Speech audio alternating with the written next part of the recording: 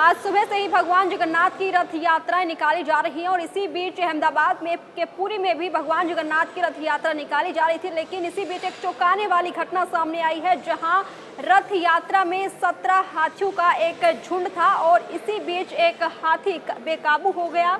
17 हाथियों के झुंड में ये हाथी सबसे आगे चल रहा था। 100 मीटर तक ये हाथी दौड़ा और इसके दौड़ने के बाद जो है बेकाबू होने के बाद श्रद्धालुओं की भीड़ में अफरा तफरी मच गई। आपको बता दें कि आज भगवान जगन्नाथ की रथ यात्रा सुबह से ही निकाली जा रही है। देश भर के कई शहरों में ये रथ यात्रा निकाली जा रही है, लेकिन इसी बीच अहमदाबाद के पुरी से चौंकाने वाली तस्वीर सामने आई है, जहां एक हाथी बेकाबू हो गया और 100 मीटर तक ये हाथी भागा है, जिसके बाद श्रद्धालुओं में अफरा तफरी का माहौल बन गया। 17 हाथियों के ग्रुप में सबसे ज़्यादा आगे ये हाथी चल रहा था और अहमदाबाद के पुरी में भगवान जगन्नाथ रथ यात्रा की घटना है, जहाँ एक हाथी बेकाबू होने से श्रद्धालुओं की भीड़ में अफरा तफरी का माहौल बन गया। पुरी में भगवान जगन्नाथ की रथ यात्रा कुछ ही देर में शुरू होने वाली है और सुबह मंगल आरती और विधि विधान पूजा के बाद भगवान जगन्नाथ को नंदी घोष रथ और देवी सुभद्रा को दर्पदलन और बलभद्र को ताल ध्वज रथ पर विराजित किया गया है।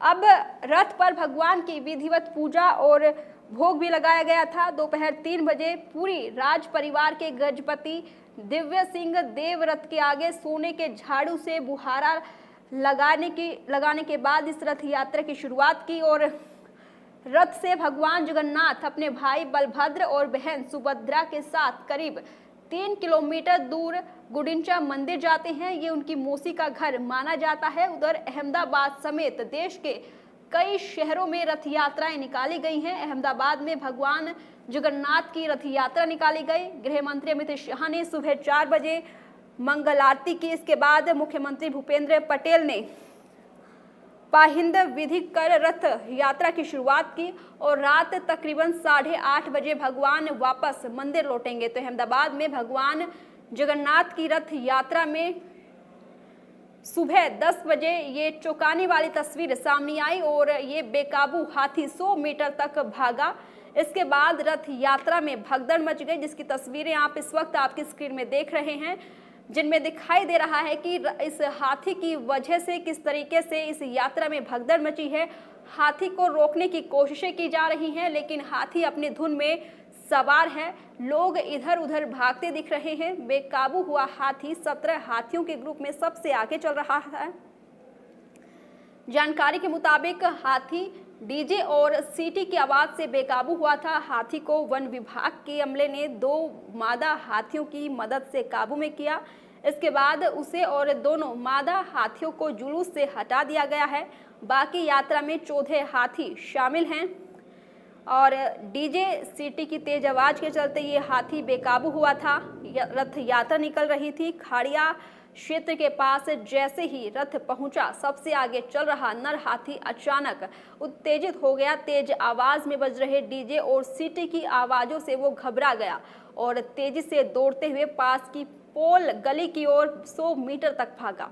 रास्ते में बैरिकेड्स तोड़ दिए गए और कई लोगों को गिरा दिया। हालांकि किसी को गंभीर चोट तो नहीं आई है। मादा हाथियों की मदद से काबू में किया गया है। वन विभाग के अधिकारी आर.के. साहू ने कहा है कि हाथी को काबू करने के लिए 2 मादा हाथियों की मदद ली गई थी। मादा हाथियों की उपस्थिति से नर हाथी शांत हुआ और उसे खड़िया के पास एक सुरक्षित स्थान पर बांध दिया गया। फिलहाल वो शांत और निगरानी में है। अधिकारी ने कहा कि हाथी को हाथी ही काबू कर सकता है, इसलिए मादा हाथियों को बुलाया गया। तो रथ यात्रा में सजाए गए हाथी हमेशा एक खास आकर्षण का केंद्र रहे हैं। इस साल रथ यात्रा में शामिल सभी हाथियों की शारीरिक और मानसिक सेहत की पूरी जिम्मेदारी अहमदाबाद जिले के पशुपालन विभाग द्वारा निभाई गई है। 23 जून से हाथियों के स्वास्थ्य की लगातार निगरानी हो रही थी। अहमदाबाद जिले के प्रधान निदेशक सुकेतु उपाध्याय का कहना है कि 23 जून से हाथियों के शारीरिक और मानसिक स्वास्थ्य की लगातार निगरानी की जा रही थी। सभी हाथियों का हेल्थ चेकअप किया गया है और उन्हें स्वास्थ्य प्रमाण पत्र भी जारी किए गए हैं। वेटरनरी टीम ये भी तय करती है कि हाथियों को मक्खी या फिर दूसरे कीड़े परेशान ना करें। अगर कोई बीमारी हो तो उसका इलाज समय पर किया जाता है ताकि हाथियों की सेहत बनी रहे।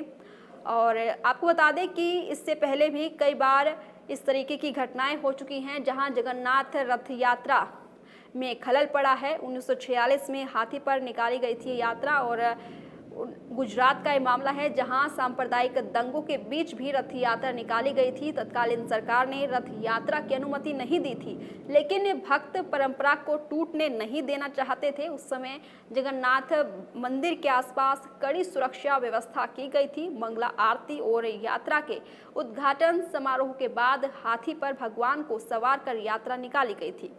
उसके बाद 1993 में भी कुछ ऐसा ही मामला सामने आया था जब बुलेट प्रूफ शीशे लगाए गए थे।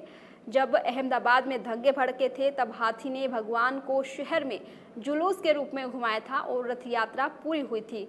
वहीं 1993 के दंगों के दौरान कोई दूर से गोली ना चला सके, इसके लिए रथ पर बुलेट प्रूफ शीशे लगाए गए थे। हाथी ने रथ यात्रा रोकने वाले पुलिस वैन को भी उठाकर फेंक दिया था। 1985 का ये मामला है जहां दंगों के दौरान रथ यात्रा निकालना एक मुश्किल भरा काम था। सरकार ने रथ यात्रा की मंजूरी नहीं दी थी, लेकिन लोग रथ यात्रा निकालने पर अड़े रहे और रथ यात्रा की तैयारियों के बीच मंदिर के दरवाजे के पास पुलिस वैन खड़ी कर दी गई। इस वैन को सूरज प्रसाद नाम के हाथी ने सूंड से उठाकर फेंक दिया था। इस घटना के बाद लोगों ने मान लिया कि भगवान जगन्नाथ भी यात्रा चाहते हैं। फिर भक्तों का प्रवाह इतना ज़्यादा था कि बैरिकेडिंग तोड़कर आगे बढ़ गया और इतना ही नहीं, रथ यात्रा शांति से पूरी भी हुई। तो अहमदाबाद के पुरी में आज रथ यात्रा के दौरान हाथी बेकाबू होने से अफरा तफरी का माहौल मचा।